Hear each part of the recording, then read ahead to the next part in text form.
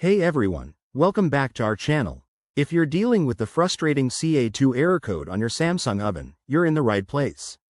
Today, we're diving into what this error means, why it happens, and how to fix it step by step.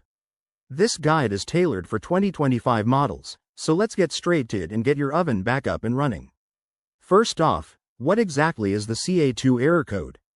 It typically indicates a problem with the oven's control board or a communication issue between the board and the oven's sensors. This could mean your oven isn't heating properly or isn't responding to commands. Don't panic. It's a common issue that can often be resolved at home. Now, let's talk about the possible causes. The C-A2 error often stems from a power surge that disrupts the control board, loose wiring connections, or even a faulty sensor. Other culprits might include overheating due to blocked vents or software glitches from outdated firmware.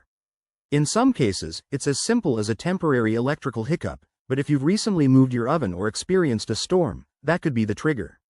Alright, onto the solutions. Start by unplugging your oven from the power source for at least 5 minutes. This reset can clear minor glitches. It's like giving your oven a quick reboot. Once it's back on, check if the error persists. If it does, inspect the wiring. Open the oven's control panel carefully, make sure it's unplugged first, and look for any loose or damaged wires. Secure them if needed, but if you're not comfortable, call a pro.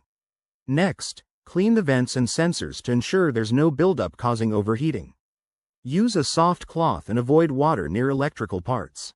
If that doesn't work, update your oven's firmware through the Samsung app or website.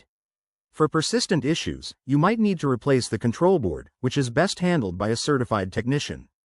In conclusion, fixing the C-A2 error can save you time and money, but always prioritize safety. If you're unsure at any point, consult a professional. Thanks for watching. Hit that like button if this helped, and subscribe for more home appliance tips. See you next time.